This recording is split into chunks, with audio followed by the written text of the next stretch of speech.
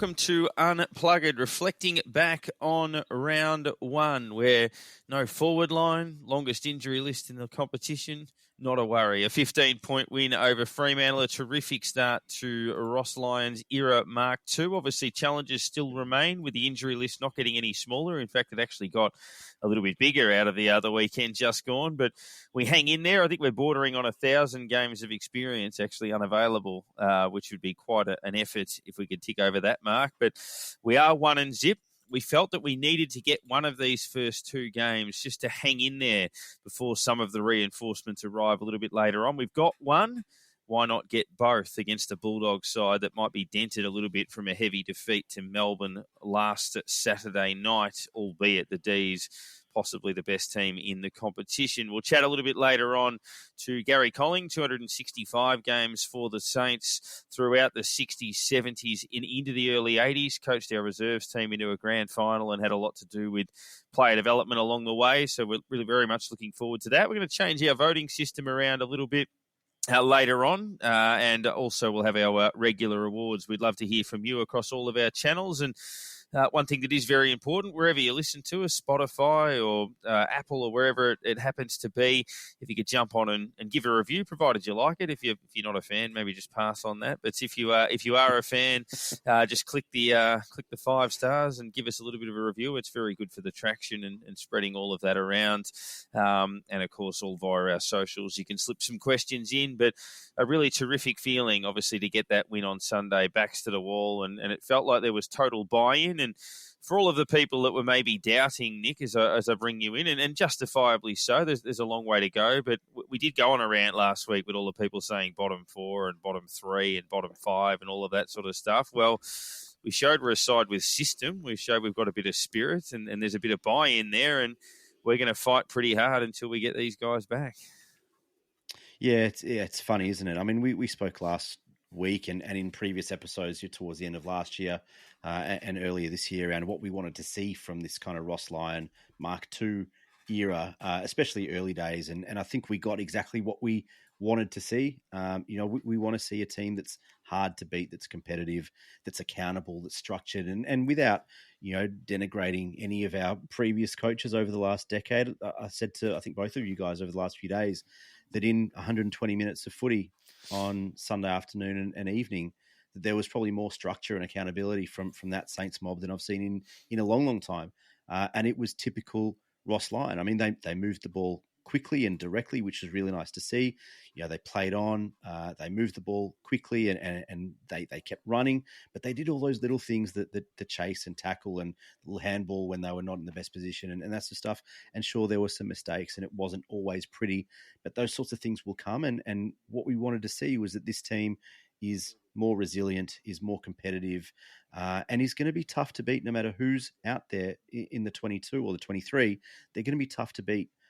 Regardless of whether King and Membry and whoever are out there, they're going to be a tough out this year. And doesn't mean that we're expecting them to win the flag. But like you said, I think we were all kind of a bit bamboozled at the predictions of the bottom falling out and being a bottom 4, bottom 2 club. I mean, there's still plenty of talent on that list. And with a bit of structure and a bit of accountability and responsibility coming through, I guess, back into the fabric of Saints footy, if that's what we're going to use this year, then all the best for it, all the better for it, and I think that we got a glimpse of that, and I think that we can only get better from there. Yeah, and H, there was probably I don't know how everyone else felt, but obviously started the third quarter because we knew that scoring was going to be tricky for us, and Fremantle scored, I think, 2 goals in the first 7 or 8 minutes of the third quarter, led by 12 points, and it was kind of that feeling that, look, if we're not careful, we're going to be 5 goals down and then we'll probably coast to a loss and that'll be it. You'd sit there and go, oh, we had a crack. But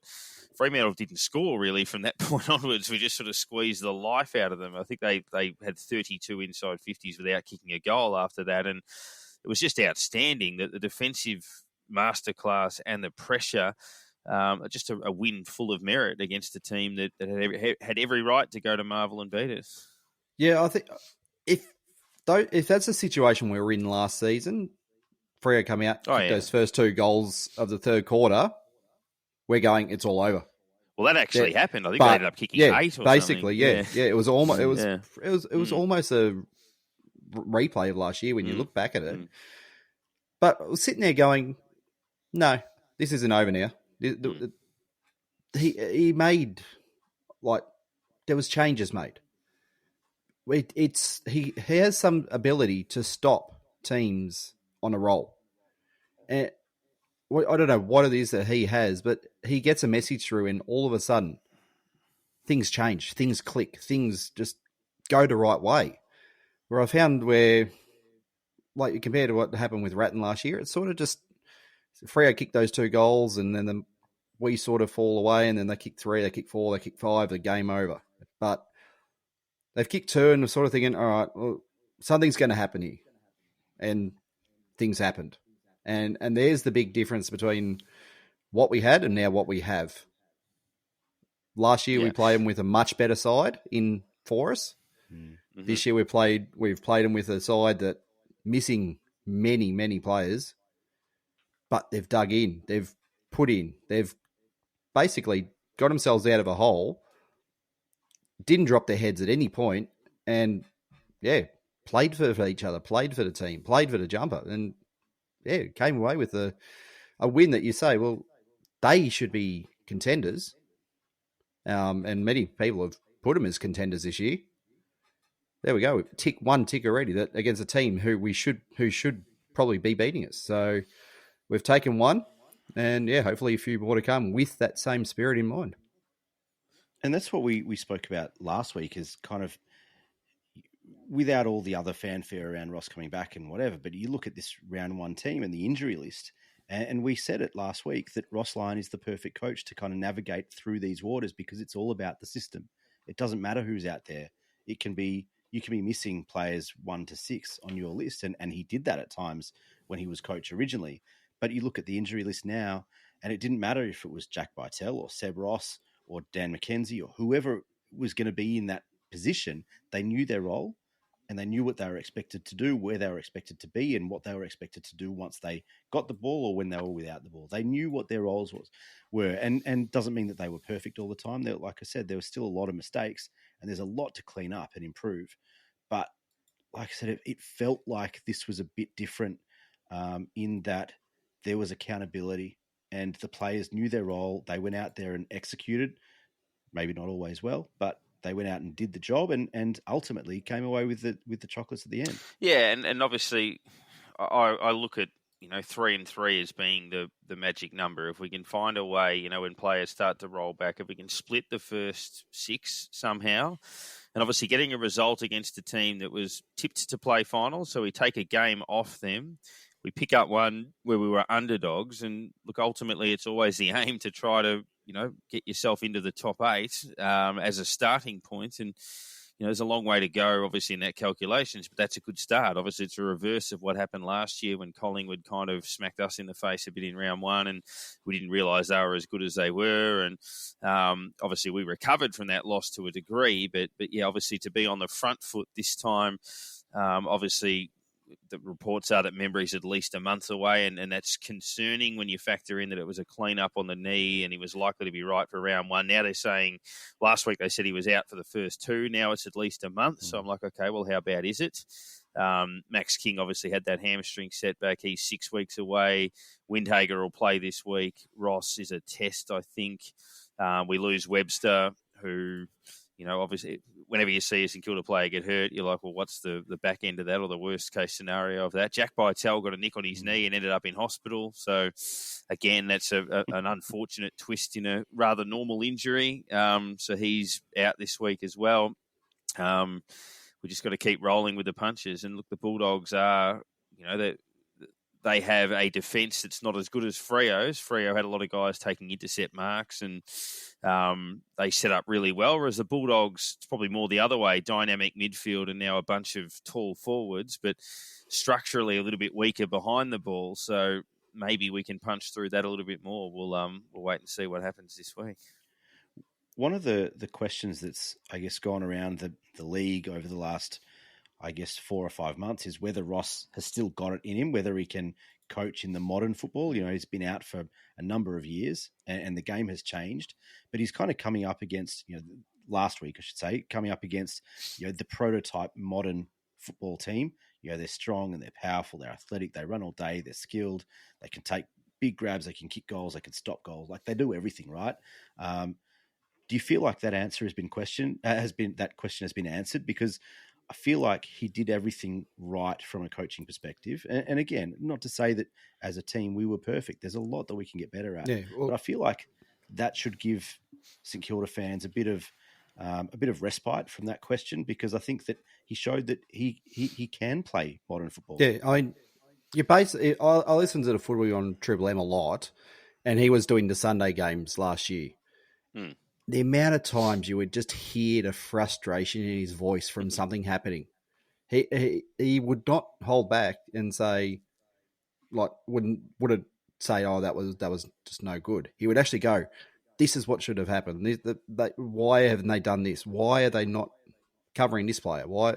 You could just hear in his voice that he still knows what's going on. He still understood. Well, he could see how the game was evolving. So you could basically, from that point, you're going, yeah, he knows how to win football still. And I didn't think there was ever going to be a doubt that he could just step back in again and pick it up again, because he basically saw all the teams. When you think about it, he was watching different teams every week. So he's got an idea of who does what, who plays where already. And was able to just, I guess, hark back to what he saw that last year and the year before and going, well, let's fix these things up. Let's do these things that teams aren't doing and cover the things that they do well. So, and I think that's where he maybe surprised Freo with a couple of different things, and sort of the maybe not thinking, he might not realize this, and just managed to pick him apart in parts of the game, it seems like. So it probably helped him, if anything, having that couple of years of just sitting on the sideline and watching everything. So I think he's coming out the other side pretty well, looking at there's one result, but he pulled a couple more out early with what he's got, and you go, it's the best thing you probably could have done. Yeah, Operation 3 and 3. I think that's the the plan. But it's interesting. He's obviously got people around him that he trusts. Obviously, people that he's worked with closely, like Harvey and Hayes and Goddard, and obviously Corey Enright's a very polished operator with a good resume, and obviously comes from a lot of success. But it was interesting. He mentioned at the presser, and would have been a perfect opportunity for a follow-up question, where he basically said that he's delegating a bit more now, that it's a sort of slightly different approach for his. He's still hands-on, but obviously there's a lot more involvement of those guys around him. And I would be curious to know, I guess, what the motivation of that actually was, and why he's gone down that path. But, yeah, you could see tactically, it appeared, obviously without having that game plan in front of them, that we were sort of setting up two walls, one kick and two kicks in front of the ball all the time. And Fremantle got a lot of possession in the back half, but just couldn't run the ball through the corridor. And if you break down the 7 goals they scored, they kicked one in the first minute, obviously, when everything's set up in the 6-6-6, and then they got a reasonably soft free kick, then a very soft free kick and a 50-metre penalty, then a mark that hit the ground and a 50-metre penalty, then another free kick that was very soft, and then they kicked a freakish goal at the start of the third quarter with a player running around the boundary, and then got a front and centre. So they probably should have kicked 3 in reality, but I thought tactically we just squeezed the life out of them, and they had no answer. And obviously the Bulldogs will look at that and think, well, how do we unpick that lock? But the bottom line is it's not going to be easy for them to unpick the lock. There'll be times that I'll get frustrated, and I'm not sure they're a side, without being too critical of them, and it might come back to bite me. I'm not sure they're a side that deals with that level of frustration particularly well. So hopefully we can squeeze them again. You mentioned those 2 50-metre penalties. I'm interested to hear what you guys think about them, because I felt like at least the first one was very un-Cal Wilkie-like. Yeah. And potentially something was frustrating him kind of behind the scenes. But, I mean, everyone knows you can't talk to umpires anymore. Everyone knows that. And so I'm not sure where all the contention is coming around it because everyone's known that for 12 months. That's the rule. Just don't do it. My only issue was that it depends on the level of dissent. I mean, if you point at the screen and say he hasn't, that's not a free kick. To me, I think we can. But umpires are never exactly. going to take what I mean, comes on the screen. I understand what Grant Thomas was saying. So you're right. I mean, they're not going to change their mind. But Grant Thomas made the point, and look, he's never shy in criticising umpires. But an umpire makes a mistake, a player gets frustrated because it's an emotional game, expresses that frustration. Umpire pays a 50, which doubles down on his original mistake and amplifies it even further. So that's where it's a little bit frustrating. One mistake becomes a huge mistake simply because the player reacted to the first one. Yeah, it's you can understand why they get so frustrated. And I reckon there was a few moments where I saw Wilkie. I mean, Taberner was holding his Guernsey, I don't know how many times, and nothing gets called. Wilkie gets a small arm around him, or the one we're thinking of, they were both holding Guernseys at the same time. And you can see why he gets frustrated, because you go, well, if you call one, you need to call every single one of them, both ways. Not just go, oh, there's one, we'll call that. And that's where the players get frustrated, because you call it once, but then all of a sudden it happens the other way and nothing gets called, and it happens again and nothing gets called. But I reckon Taberner felt like he'd get away with it. So you can see that's why he's got so angry with it, because there's obviously probably ones that are missed, and then the one that gets called shouldn't have been called. And I don't know whether they've taken too much away from the players in the way of being able to express themselves now. It's still, it went a long way from players being able to express frustration to the second they do, you're penalised. There's got to be a little bit of leniency there, you think. But yeah, I mean, no, I agree. We know the rule, but yeah, it's. But even that red hot, I mean, the red hot holding the ball they played against Jimmy Webster at the start of the second quarter, about 20 metres out from goal. We were just lucky Luke Jackson kicked that ball into Nando's across the road, which assisted us a little bit. But there was some bizarre the deliberate out of bounds against Hunter Clark for a spoil. I mean, we could go on. Yeah, and the one that he got paid later on against them. Yeah. But someone made a good point on Twitter that at least Cal Wilkie, it felt like he decided after that moment where he was like, well, fuck you then, I'm going to win every contest for the rest of the day. And he did. So, which was a really good response. But, it was frustrating. I was watching the game thinking, we've got the longest injury list in history. Like, everything's gone wrong. Why are we getting bent over as well? Like, we're busting our balls, so to speak, against a side that played finals last year. We're having a crack. We're severely depleted. Why are we copping this as well? Like, give us a break. And obviously, eventually, it went back the other way. But it almost felt cruel. It's like, why would we be unlucky today of all days? Yeah. I guess what it did show is that, that back six is incredibly trustworthy as well. Like, regardless of frustration, you give away a silly 50 or a couple of silly 50s, really. But still, only concede 7 goals with that pressure. You've got the big blokes on the other end, Brennan Cox and Luke Ryan taking intercept marks at will and propelling them forward again. And our back six, as they did all last year and the year before, really stood up and took the brunt of that pressure and continued to do their job, and then became creative on the way back, whether it was Battle or Sinclair or Wanganeen Miller in the second half, who really kind of came into the game in that second half. Brad Hill on the wing, coming from half back. Like that defensive unit is just incredibly good and so underrated. Now, we're going to wrap up that game with the votes. You put the proposal through for a bit of a change in format this year. We thought the 3-2-1 was a little bit stale. Everyone does that.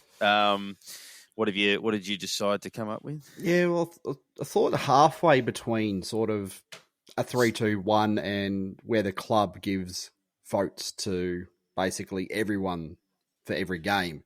Thought it would just lift the, I guess, total amount of votes we're giving, it also gives a bit of freedom to put as many in as we want, sort of thing. So, yeah, we'll go with this year with pretty much giving 10 votes each, and you can spread that 10 however you want. You can give one player 10 if everyone else is a dud, and if you can't decide on 10 only, you can give 10 players one vote. So it's a matter of basically spread it how you want.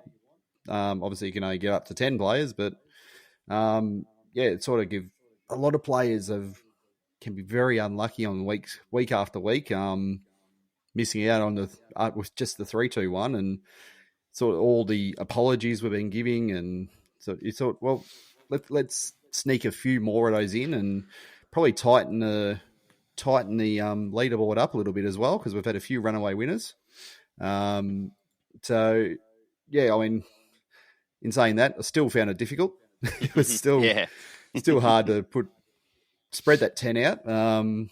But yeah, in reading it, I'm thinking we're just going to go with all the ones or whatever, and just read the ones out, and then give her a couple of reasonings for a couple of the larger votes you might give. So just to start off, basically I gave one to Sinclair, one to Battle, and one to Burns. All very serviceable. Two to Mason Wood. I think he, in the second half, just broke loose and became a focal point for the team, and had a good first half, but in the second half he became almost dominant up forward and split the game open for the 2 goals, and just gave us a really good spark there that got us over the line. I go 2 to Crouch. He was dominant all day. He gathers possessions without being noticed. When I saw him, I knew he was doing good things. Then I read the possession, and I thought he's having a bigger game than I thought. And yeah, I'll go back and had a look at skip through the game again and looked at what he did, and I'm just thought, yep, he's done a lot more than what I realised on the day. So I thought he had a massive game. But as mentioned before, Cal Wilkie, I gave him 3 as my best on, and after that 50 did not get beaten all day, and basically in what is probably our only stroke of luck we've had this year, that he gets almost knocked out, hit in the head, goes out with the blood rule, and only missed 3% of game time. So it was amazing that we actually got one away with one. So I mean, the way we've been going, he would have missed the next 2 matches, not it would have seemed, but that's right. 3 months, not 3 minutes. Would have generally been the case for a situation like that. I still had some apologies. I gave apologies to Jack Steele, who didn't do anything wrong, played a very good game. Josh Battle, excellent game in defence, and even Brad Hill and Hunter Clark were both very good, particularly in the first half. And I felt bad leaving them out of votes, but I gave 1 to Sinclair and Burns. That's the best game Burns has played for the club. And Sinclair was excellent. Put his body on the line a number of times as well, but very creative. 2 votes to Mason Wood. I gave 4 players equal best on ground. Mason Wood, Cal Wilkie, Brad Crouch, and actually Rowan Marshall. So Crouch, certainly, I thought he was outstanding. Wilkie killed 5, played a blinder. Mason Wood ended up being the difference, our best attacking weapon probably. But Rowan Marshall, if you look at his numbers, I think it was something like 16 possessions, 7 marks, 17 hit-outs, 5 tackles, 4 clearances, something like that.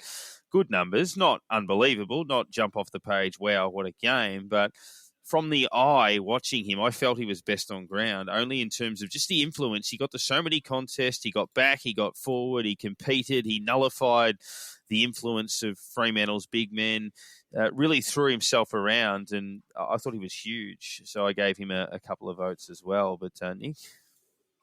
Yeah, I agree with both of you guys. Slightly different order, but I give some apologies again to Jack Steele. Again, another really good game.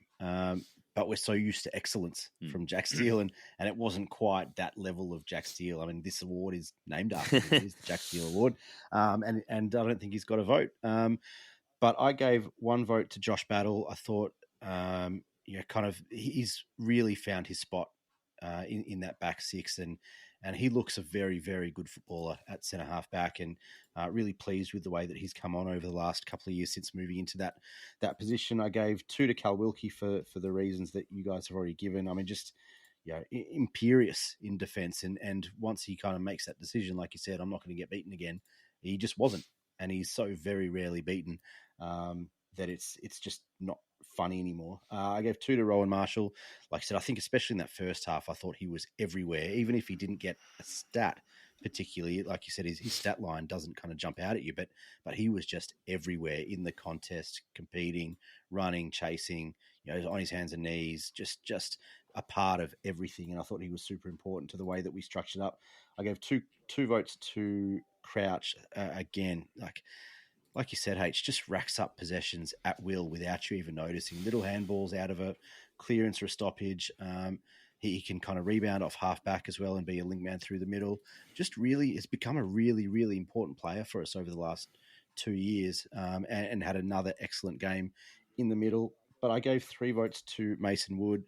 I think gone are the days when he's the Jason Blake Award winner. I don't think he's underrated anymore. I think he's a very, very important part of our lineup, our structure, and would probably be one of the first names on the team sheet every week because of his versatility, his skill, kicking skill throughout the center of the ground and on the wing, can impact the scoreboard as we saw.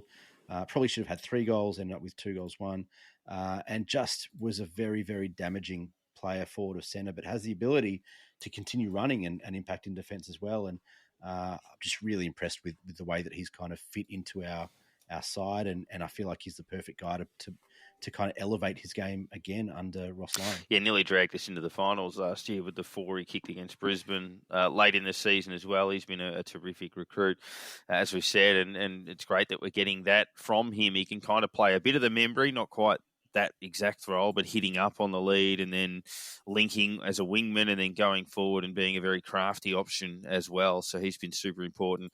Little shout out. I thought Wangadeen Malera really struggled in the first half, but thought he played a very, very good second half. So he responded exactly as you would hope that he would, and ended up being almost in the best by the end of it. So credit to him for that, but more on that a little bit later on. We are going to be joined by our special guest now, a 265-game Saint, Gary Colling. Picked up by Colling. Colling hand pass out to centre half back. Here's a chance for Saru. Back it goes to Robert Elliott. Elliott a perfect pass out to Green. Green downfield looking for Barker. Over Barker's head. Taken there to full forward. George Young in possession. Tries a right footer and it's a good one. And a hand pass to Goodrich. Carl rams it through. From Rex Hunt was the hand pass. And that was great football. Well, our next guest on Unplugged played 265 games for the Saints, ranks 9th overall for games played for the club, was a part of a St Kilda team that played finals through the late 60s and early 70s, obviously the pinnacle of which was that 1971 grand final appearance against the Hawks. Captained the club in 1978 and delighted to have him as our first guest this season as the club celebrates 150 years. Gary Colling, thanks for joining us on the podcast. No worries, guys. Thank you very much. In year 150, obviously there's a lot to reflect on. How do you feel sitting here now knowing that you sit 9th all-time for games played at a club that's 150 years old? Bloody old. No, I think I was pretty lucky to play as many as I did through that era. We didn't play. Well, we did play quite a few games in the early 70s and late 60s there in the finals, but then after I think about 75 was pretty much a drought. When you look at guys like at Hawthorn who probably played 30-odd, I think I played about 14-odd finals. We should have played a hell of a lot more with the sides that we had, or done a lot better, I feel. Gary, let's take you back to the beginning, but how did you get to the footy club? Obviously, the league kind of moved to zoning structures. You were from down the peninsula, down in Frankston. How did you end up at St Kilda? Yeah, it was interesting because my junior club president, I was playing junior football, and Stuart Trott and Travis Bayes had gone to St Kilda already. I was mad Collingwood supporter, and so I got an invitation from Collingwood when I was about 15 and a half, and I thought, oh, they're kidding. And then my junior club president took me out to train at Essendon, St Kilda were always confident that they would get the Peninsula area as a zone, but I think to cap it off, and Ian Drake kept on coming around saying, "Look, you're going to sign," and I think the final straw was Graham Richmond and Paddy Ganane came around to the house, and I remember in those days we had a little hearth. It was probably only a brick and a bit high, and I remember Paddy Ganane with his slick back hair, this rock style, and he was probably about 6'4", about 6'5", but he looked absolutely enormous. So he's standing on the fireplace with Graham Richmond beside him. And he produced about $1,000 or £1,000, and he said, "Listen here, Cocko, for every minute you take, I'm putting $100 back in my pocket." Anyway, I'm watching this for a couple of minutes, and he said, "You take your dad and you make a decision." Anyway, at one point he said, "Oh, you'll make the greatest fullback this club's ever seen." Anyway, I went up the corridor with Dad, and I said, "I don't think these blokes have ever seen me play. I've never played in the back line of my life. I was playing centre forward then as a junior." And anyway, I sort of let it slip, and then St Kilda were shattered. Well, actually, Ian Drake came around. He found about it. He said, "Look, I think you'd better sign just in case we don't get the zone." So I was the last player to sign before zoning came in. And my best mate at that time, junior footy, was Cal Moore, and Cal only lived 300 or 400 metres away. We used to block off the street, play footy, cricket, etc. And, of course, he ended up being zoned to Hawthorn. So, being a mad Collingwood fan, recruited in 68, how did 66 go when you sort of thinking back to that and walking into the club and thinking, how was the transition going from there, from probably hating us 2 years before that to joining us? Well, I only knew Baldock and Stewart and Carl, and I can remember exactly where I was. I was caddying at Long Island. I was the head caddy, and we're on the 17th tee when they kicked the score, and I was just about in tears because the group that I was caddying for, they had the little transistor radio, and one was a Collingwood supporter. He threw it up in the air, and anyway, you quickly forget that, and you're just glad that you get the opportunity to play AFL footy. Played 16 games in your first season, which included a final. Obviously, St Kilda had missed the finals in 67, but back in 68, obviously, what was your first impressions of Alan Jeans? It was obviously well and truly entrenched at the place at that stage. Well, I used to go to RMIT, and Yabby was at Russell Street, and we'd catch the same train home to training. And I'd see his big melon head walking down Swanson Street, and I made sure I was about 50 metres behind him. He'd get on about carriage 3, and I'd get on the last carriage. And in those days, there were a lot of vacant blocks walking down from the station down to Moorabbin. I'd make sure that if he'd ever turned around, I was up behind a tree or somebody else's fence. I was petrified of the man and I relayed the story that for about 10 years, all he said was, you got so-and-so, don't let him get a kick. And then he thought it'd come a brainstorm where he made me ruck roving, and after about 5 games he took me aside and he said, "Look, you need to get more possessions." And I said, "Well, for 10 years you've been telling me just stop the opposition, don't worry about getting kicks." And he just said, "I think I've done you a grave injustice, laddie." We've had some pretty good Alan Jeans impersonations, all that end up with the word laddie, yeah. I think. No, look, he was a ripper because he equated football to life. The drunks in the gutters, getting out of, if someone left the police cell open and you're a prisoner, what would you do? You wouldn't just wait, and you guys are playing like that. The doors open, run, you go for it. The little old ladies at the doing the 3-point turn, that was a classic. He used to roll that one out a bit at Swanson Street. You don't wait, you just plant your foot and go.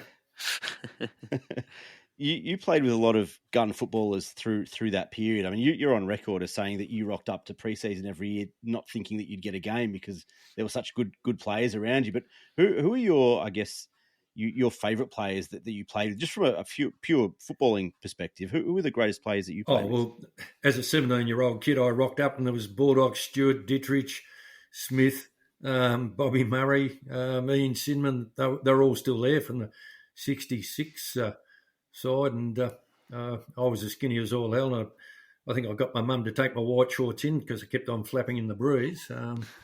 But, yeah, it was just a huge honour to be able to play with those guys. Yeah. Back then, obviously, players had to have careers on the outside of playing football as well. And what career did you have, and sort of how was the work football balance that you had, and how do you think there was kind of a transition to becoming professional towards the end of your career? How was you seeing that, transition at that point happening and where it was going? Yeah, well, probably the only thing, I think Philip Morris was the greatest employer, but then teaching. A couple of guys worked in a bank, and Stephen Theodore and Barry Lawrence started a fencing business, but they were always absolutely buggered and covered in mud. They're probably the only sort of tradies, if you like. But I don't think I could have done it without, if I wasn't a teacher or, say, working in a bank. And then, transition, we were still fully employed. And I think that sort of helped us because you go to school and kids would hang shit on you left, right and centre if you lost or played an ordinary game. I taught Dermot Burton in year 10. We only went up to year 10 at that particular stage, and we'd have kick to kick. There's 3 or 4 of the staff. We'd have kick to kick, and Dermy would always up on the oval trying to take hangers over you. And I think he said one day, one day one of the teachers had a whistle in his hand. He didn't mean it, but he kept on flying, and this guy just sort of put his hand out just to sort of block him, clipped the corner of Dermy's nose, and nicked a little bit of blood there. And I remember him saying to me, I'll end up playing on you in one day. I said, I'll piss off, you little shit. Never. And then my last game was about 82 in the twos, and it was his last game before he got elevated. And I think, from memory, Jack Clark was the twos coach, and I said, we're picking the side, Jack and I, and I just said, well, look, whatever happens, don't put me down on the back line. And as it turned out, I had to go back. Dermy took a mark about 15 out. This is the old Heatley stand. And with his trademark, flipped the ball around, how he used to spin it. But he was on the ground. And I knew you sense that someone's going to jump in your back and you've got no protection. I sensed that. And I turned around, here he was on his back, and I went and grabbed him by the throat. The goal umpire came out, the field umpire rushed in, and I said, sorry, I used to teach this little shit. And he just went back, span the ball, kicked it as high as he could into the Heatley stand. And I think the next week he was playing for Hawthorn, either the second semi or whatever it was, onto his career. Yeah, and kick 5 on debut in that final, I think, as well. But, and I think he wrote that he kicked 4 or 5 on me in the seconds, but it was only 1 because I'd only gone down to the last minute. But that was a story. That's probably up to 8 by now when he retells that story. Sure. Early 70s, obviously a lot of people feel we should have won a second flag through 70, 71, 72, 73. And without bringing up painful memories, your reflections on 71? Well, I've refused to watch it, and I still will never watch it. But I believe I'd Keddy to about 3 or 4 possessions to three-quarter time, and then Hudson hadn't been going all that well. And rather than take them off, they switched them. And in those days, Hawthorn used to play everyone up the ground and just one out. And I think from memory, I was sort of waving to say, sure, you're not going to leave me one out here. And after about 2 or 3, I think they got the message that, I shouldn't have been playing fullback. But we were 19 points up, I can remember that. And to lose by 7, I think, in the end. Yeah, that was pretty shattering, very shattering. And always wanted the chance to play in another one. We're talking 50 years, literally 50 years ago, that game, and still you haven't seen it. You won't watch it. No intention of watching it. No, so still must burn. Oh yeah, well it's funny because I'm good mates with Don Scott, and Don won't watch any of the losing ones that he's played in. It's just one of those things that don't want to relive it, but. Mind you, Don and I, we go to the local footy. I coach local footy down here, and Don Coach Sorrento, and we'd go down and watch a couple of country games, and it happened to be a Sorrento game. I thought it'd be probably 5 years ago now. Don went to go and get a coffee. Next minute, there's Bob Ketty sidled up beside me. Oh, Cat, how are you? So, he wanted to chat for a quarter. I could not get away from him. I was going to ask you, did you ever have any thoughts about sending Cowboy and his elbow to Bob Ketty? No. He was too far away. There was no Indians to come and help me. Yeah, it is an interesting one. I mean, I can't watch the 97, 09 or 10, and that's just as a spectator. So it's I can totally relate to that. The year after 72 was a missed opportunity, I'd imagine, with a few injuries. We're in a good position against Carlton in a preliminary final. Yeah, well, it's interesting because I went to a luncheon the other day, and we could beat Richmond, we could beat Hawthorn, but we could rarely beat Carlton in finals. They seemed, no matter where they were. It was a first semi, prelim final, second semi. We just couldn't get over Carlton. They just had the wood on us for some reason. But I think 78, we definitely had a really good chance. And, that was the bloodbath. And we'd beaten every side in that year. And I think, I think it was the last game that we lost out on percentage or something like that. But we had a great side. I mean, side bottom on half forward flank, Dittrich. It was just we were primed to win that, but we didn't get there. So be it. So we talked about. I mean, Ketty obviously played one game on you, and he hadn't heard a lot more obviously about him over the other times, but. Other oppositions that you would play on, who are some of the players that you found were hard matchups or players that you enjoyed playing on? Who's probably your best opponent you've ever had to match up on? I used to Gingy. We played Fitzroy, and there was Johnny Murphy, Gary Wilson, David McMahon, and Warwick Irwin.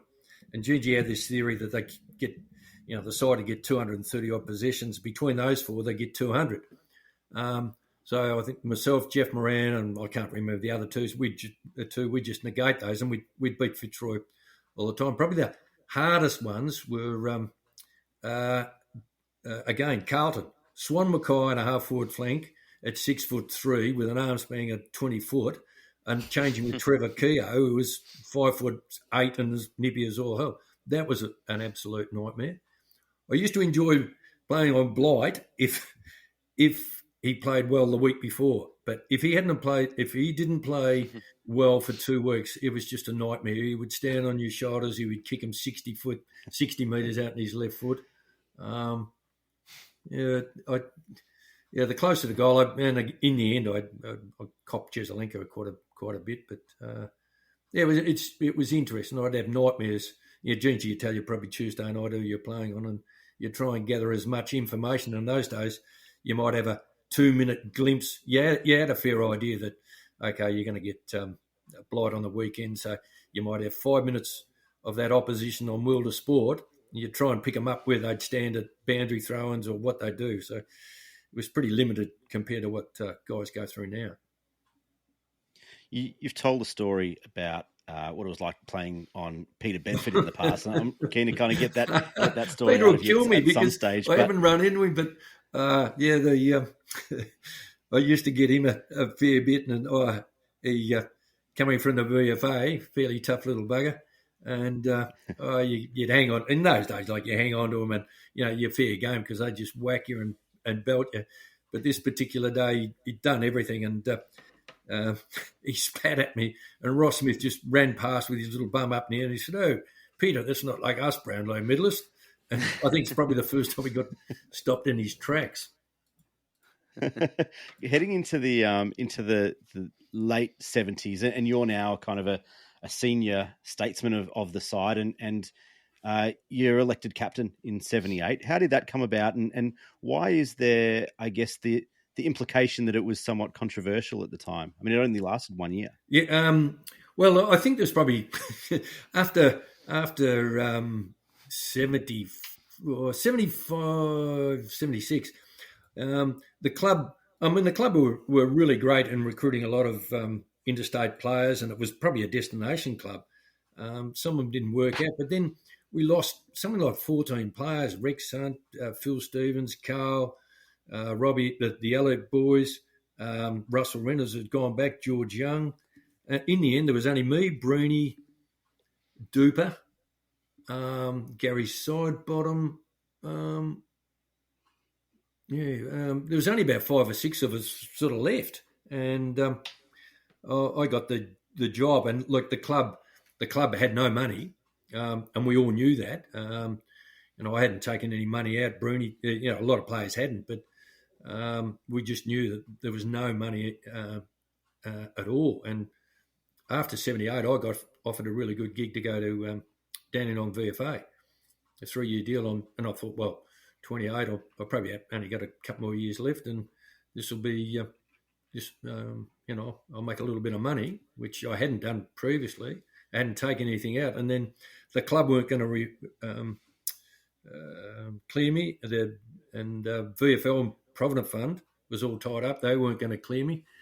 So in the end, I came back the week before the first game and ended up. They said, "Oh, well, you can't be captain," which is fairly obvious. And without any training or anything, they whacked me on the bench for the first game, 79. Played 19 games that year. We won that opening match of the season. Just having a look at it now. Post your career, obviously, when it did come to an end, you mentioned you played on Dermy in that late '82 in the seconds. Your association with the club in terms of following them in the time since, and I guess what you've observed of their journey through the '80s and how they obviously revived in the early '90s or late '80s when Doc obviously came back as coach, and then into Kenny Sheldon after that. Yeah, I think it was 86, 87. I went and coached the twos, and through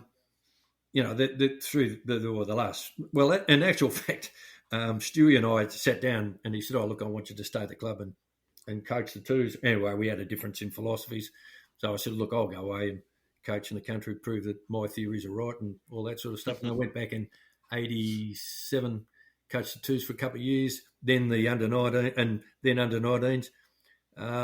Doc was on board. And then Ken and the plug it. I was assistant footy manager to Hutto, and then we drafted. What did we have? 20. I think we had 23 players under the age of 21, or 21 under the age of 23, and that was the turning point. Getting youth.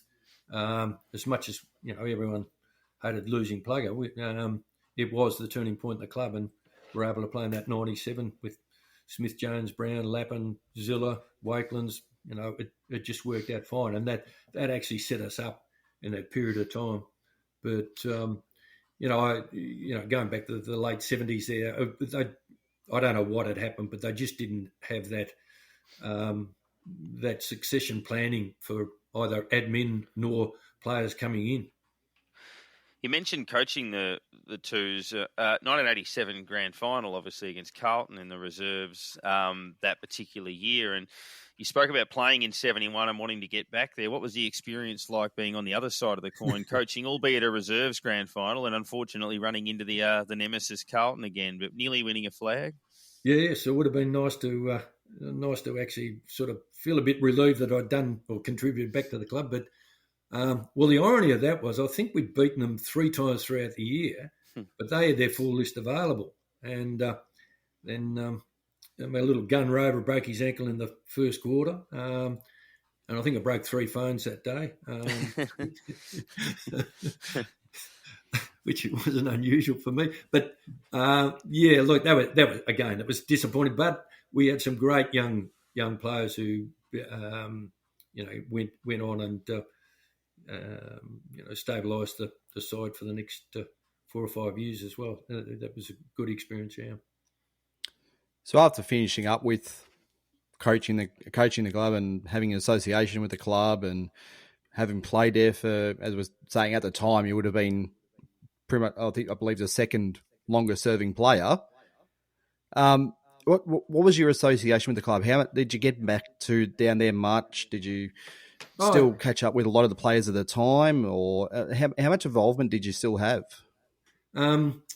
It was interesting. I can't even recall how we had one of probably the poorest. A lot of players had left St Kilda with a bad taste in their mouth for whatever reason. I mean, look, I was lucky. I left on my own terms, so I was fine. But I found out there were a lot of people that left and been burnt, and we got the past players up and running, a few people, and that really started to kick in. So I was involved in that quite heavily, and pleased to say that it's still really going well. And then I got seconded on the Honours and Awards Committee. That was an interesting thing, like, because you've got to make judgment on your peers, and you're judging players in the 90s from on 70s values, and you just got to it's so difficult to equate all that sort of stuff. Very subjective. But I enjoyed it. Yeah. Talking about your peers and I guess different eras, a couple of your fellow captains are no longer with us, and all we have are memories. But your memories of the great Trevor Barker and Danny Frawley through your time at the footy club, what are your kind of evolving memories of those guys? Well, Barks was just absolutely unique in that for his size, he started off as a half-forward flanker, just a fantastic little tackler. And then moved to full back, playing on Hudson, all the absolute giants of the game. And I do remember, I can't even remember what year it was, but let's say it's 79 or something like that. He was odds-on favourite to win the Brownlow, and they'd had a big function up in the or prepared a big function up in the social club. And I think he got about 3 votes. Actually, it was embarrassing playing anywhere near him because you're free, Trevor. You're free, Trevor. You had this thing that the umpires loved him. And I think he got about 3 or 4 votes. It was just absolutely shattering for him. Well, I mean, Barks took all that stuff in his stride. And look, he would have been the next coach of St Kilda.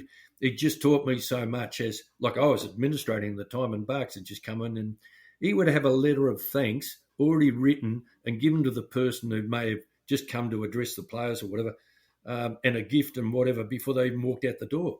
You might take a week to think about that, but Barks was such a personable person, and players, without being demonstrative in anything, he just had that quiet demeanour about him. And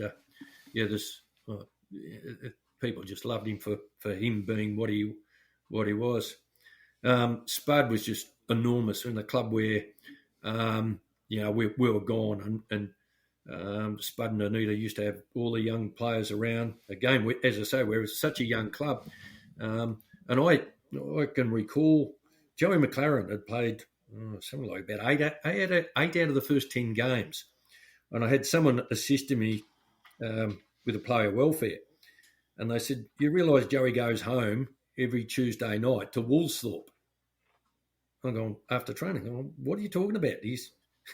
Anyway, we discovered that he went back to be with his younger brother and sisters because he missed them so much.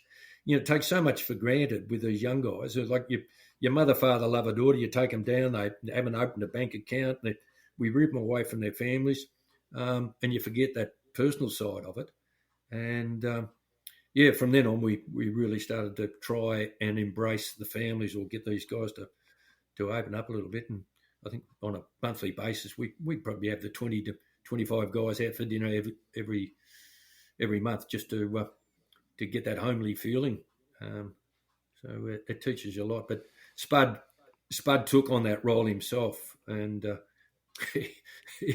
I still recall the times where they put Gary Ablett up on the wing, trying to get away from Spud, or a half-forward flank, and he'd follow him, and it was just this, no one is ever going to beat me. It was just, no matter what stage of the game, we will win this game. He just, one of his, we used to have the gym upstairs, and if Plugger's opponent might be Mick Martin, so on a punching bag, Danny would paint Mick Martin's face, or some article that Mick Martin had written about Plugger, or someone had written about Plugger, and Danny would just instigate, got to punch the hell out of the punching bag, and Spud had just turned his head off. Plugger would just look at it and just walk past it, but it was all just for theatre. The other thing that it probably ruined Lowy there for a while, they used to have this competition of throwing the medicine ball. So, after 2 hours of training to come in, right out, medicine ball. So Lowy and Danny would get there. They get up to 300, 400. They wondered why they had osteopubis from throwing this bloody medicine ball. And, of course, there's 40-odd blokes egging them on to the point through exhaustion. And, as I say, they're lucky they didn't have hernias in the end from it. The sports science would be all over it now. Yeah, sure. Yeah. So just to tie in with the 150th year of the club, if they were to come to you today and say, okay, give us one moment from the club of your time that you would put into the archive to be there forever, what is a moment that you would throw in there? Oh, gee. That's...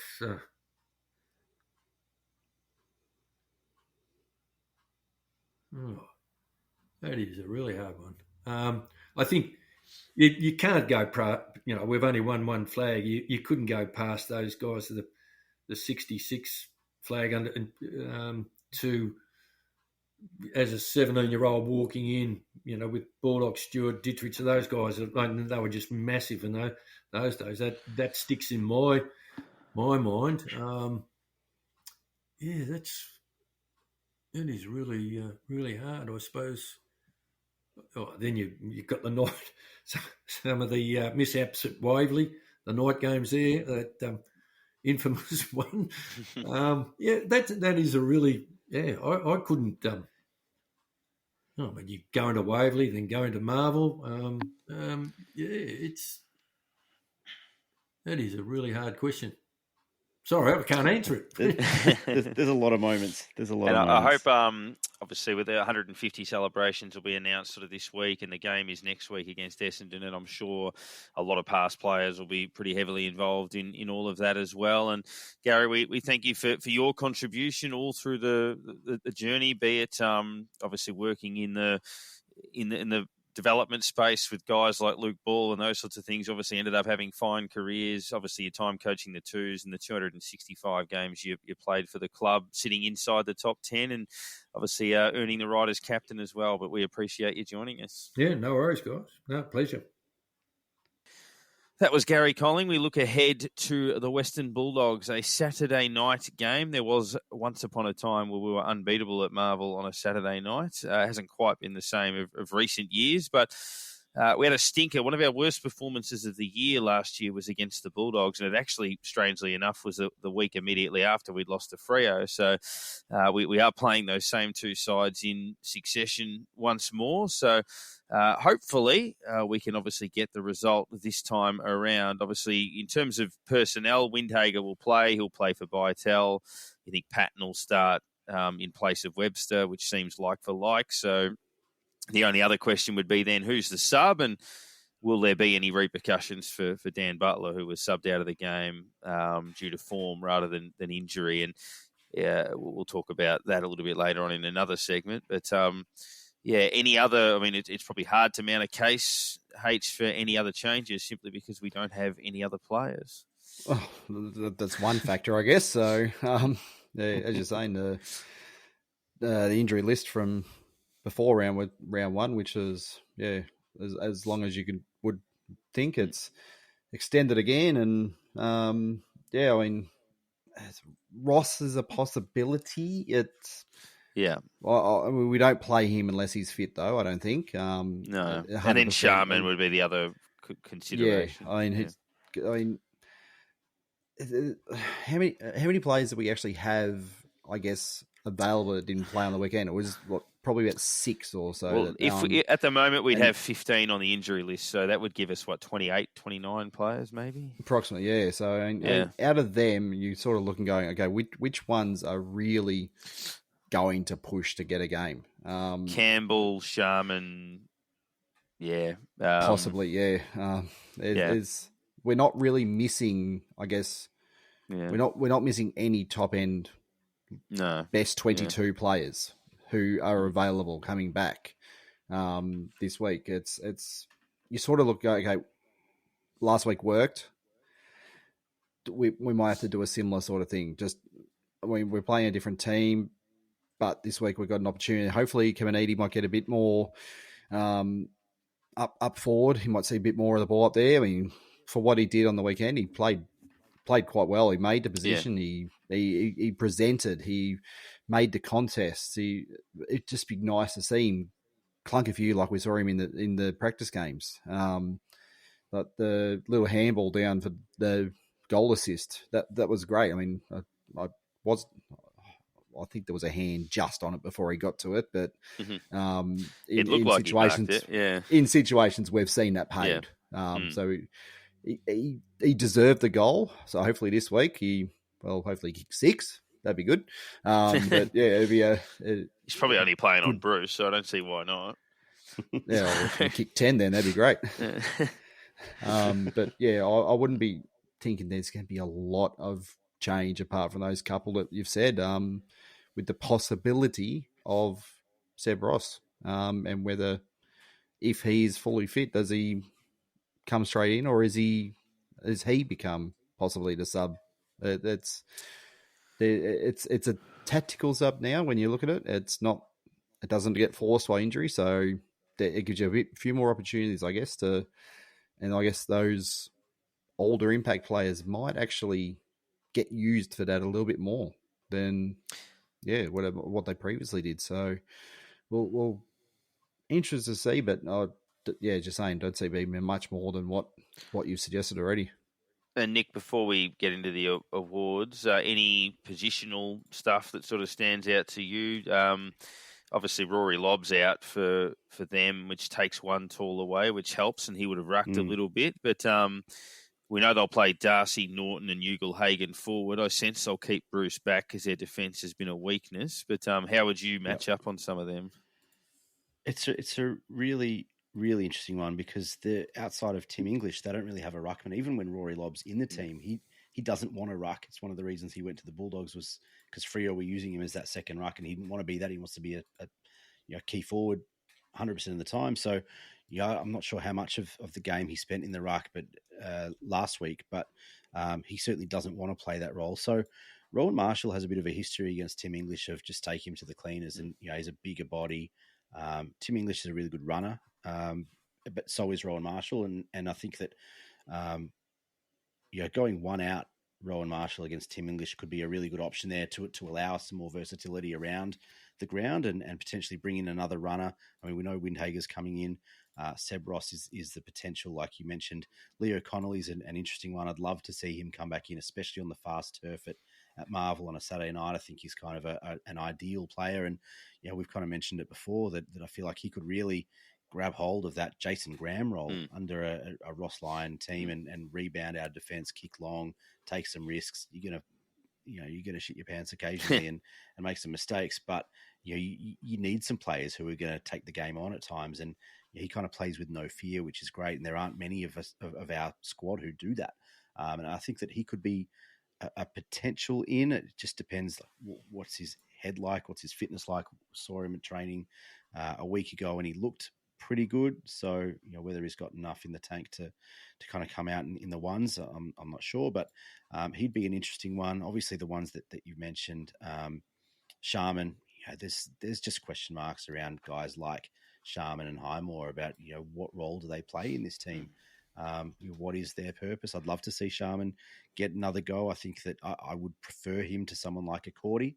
I'd prefer a Campbell to Cordy if we're going to play two rucks or whatever. But look, like you said, I don't think that there's too many changes. Windhager in is the obvious one that's already been announced.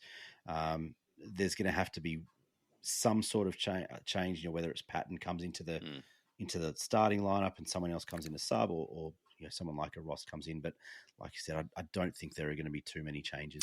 Unless Butler starts as a sub potentially, because he could work in that role conceivably as an impact player coming on fresh. And Patton did a very good job actually coming on fresh. He performed what we needed him to do as a sub. So credit to him for that. But yeah, obviously it's going to be another challenge, but that they've shown they've got buy-in and they're up for the fight. And if they bring that intensity, we're going to take some beatings. So we'll have a look at that, obviously this Saturday night. But our awards, as I draw a momentary blank and try to remember what they are. We'll start with the Jason Blake Award, which we almost renamed the Mason Wood Award, but I'll probably go with the guy I just mentioned before in Nasiah Wanganeen Miller. I thought he battled a bit early, left his man a couple of times and created some problems for us defensively where he was just a little bit too attacking. And then a couple of times he took some risks with kicks, which you want him to do, and they didn't come off. But then after half time, he was very effective. So I think in a very even performance, I actually liked his composure late in the piece for mine. So he gets a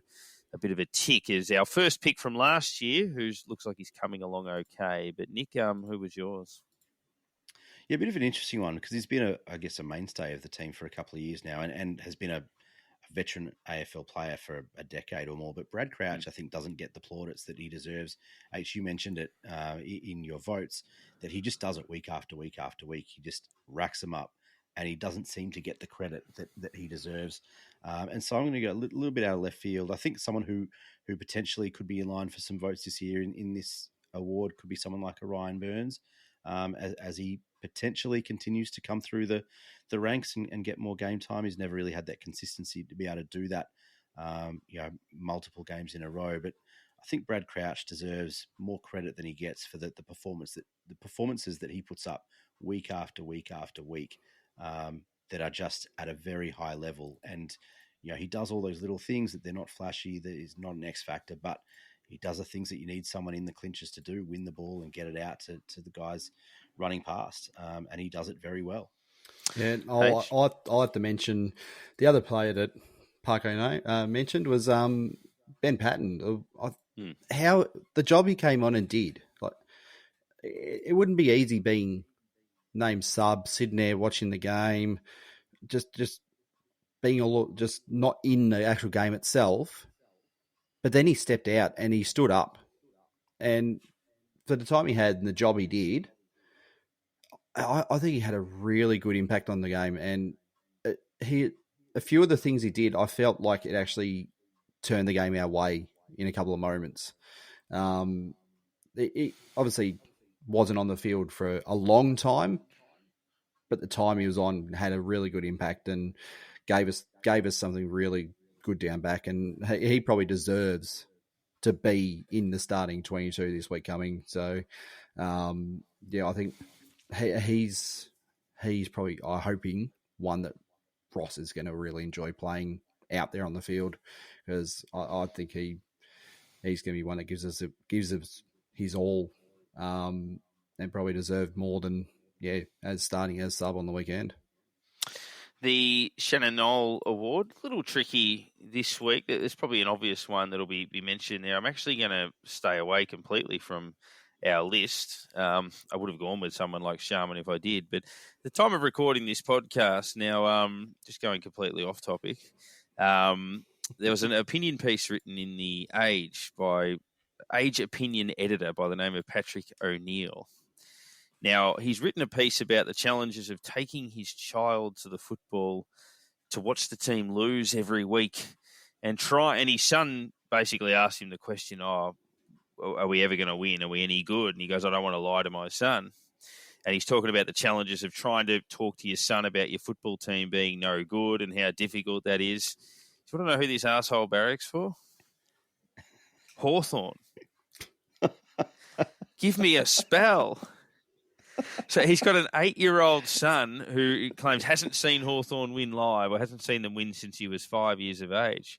Does anybody have the world's smallest violin for these people? They won 3 flags in a row in 2013, 14 and 15. Someone actually saw fit to put that in the paper, that someone has to explain to a Hawthorn supporter that their team is no good. That's garbage. Anyway. That's very good from you. Yeah. I like that a lot. Oh, Christ. Anyone got one? Just going back to the standard conversation. I think I'm going to go with the standard answer for this one. It's Jade Gresham. It's Jade Gresham. He's got a lift. He's got the talent, but there are so many brain fades and so many things that he does so poorly. Just dumb decision making and poor execution. When if he just took an extra second to have a little think about it, that he could be a very, very good AFL player. And right now, he's just an AFL player. Yeah. H? I think the easy one to pick off this week is the first player subbed out by Ross tactically, Dan Butler. I It's don't almost know his how many. award. I don't Yeah. know how many chances you're going to get. You're not going to get the same chances you had under Ratton. Spot on. That is, if you're not performing when we've got all our players back, you are not playing. It is as simple as that. And if he plays this week, you almost go, you've got to play well. You've got to do what's asked of you. If you're not doing the right thing, I mean, yes, the tactical sub may have been a bit, let's change how the structure is, but he was the player picked to be taken off. And that is where he's got to look at himself and go, I was the one who didn't fit in. So if you get the chance, he has got to take it. And Nick, good point on Gresham. And I think we saw on the weekend where he's kind of at his best. Like, he's a great clearance player, but obviously doesn't use it well. There was that one where he slaughtered it going inside 50 when Mason Wood was running into an open goal. But when he got that front and centre in the last quarter and kicked the goal, there's hardly anyone better at that. He reads it so well off hands in the forward line and never misses when he's in that position. So I've just lost Nick for a second there. Hopefully he re-emerges with us very shortly. Just left. Yeah, just exited the building. So hopefully he'll be back with us very shortly. Looking at that St Kilda, I guess the obvious one for me was, as you just said, H, the sub situation where we made a substitution, a tactical substitution, and then within 30 seconds had a player go down injured, which is very typical of us, that would happen, that Jimmy Webster goes down, and when we would have used the sub for legitimate reasons. So it was obvious that was going to happen. But I'm sure there's plenty to choose from this week, Nick. Yeah, there's a couple. And one that I wanted to, I guess, change tack a little bit. We've talked about Dan Butler and his Shannon Knoll Award and all those sorts of things.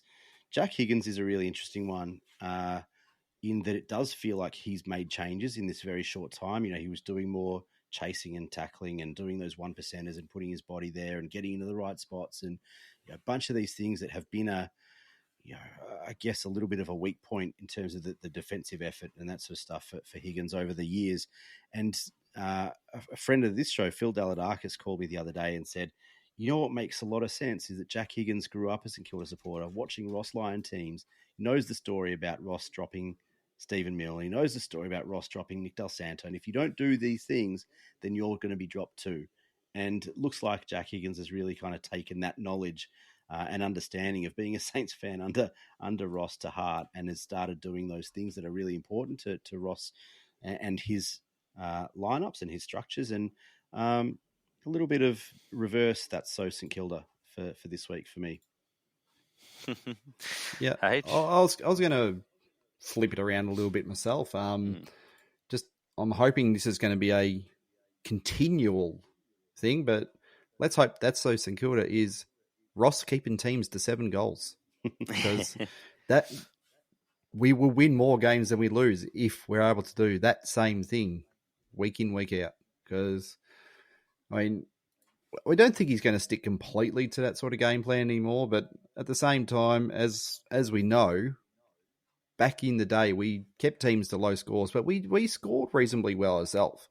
So it's basically, it looks like we could be starting from the back again and working our way up.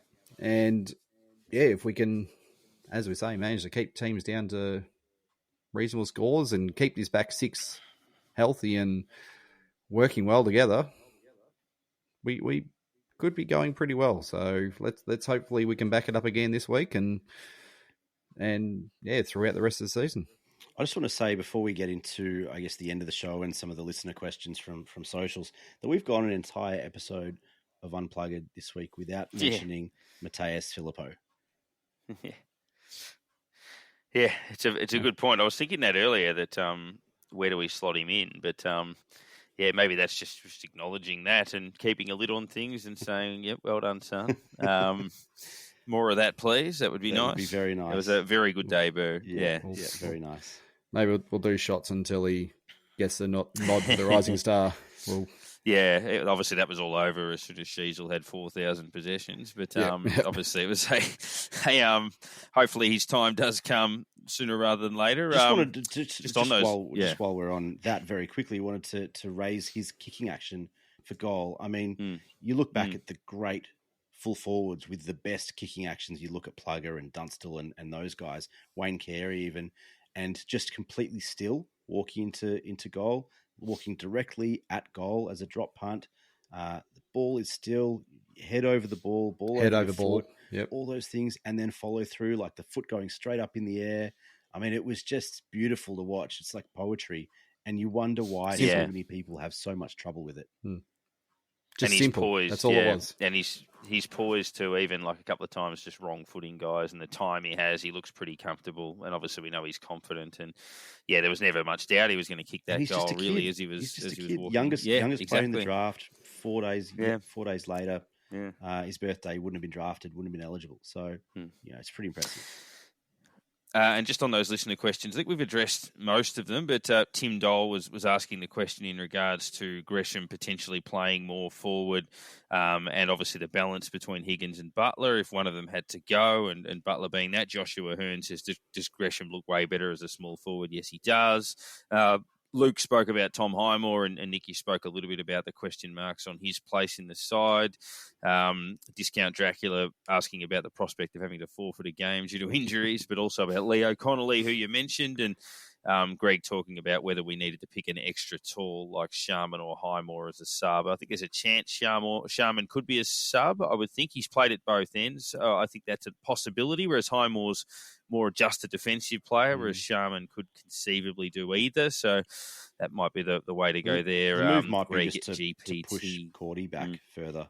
And potentially. And then play Sharman forward or yeah. something.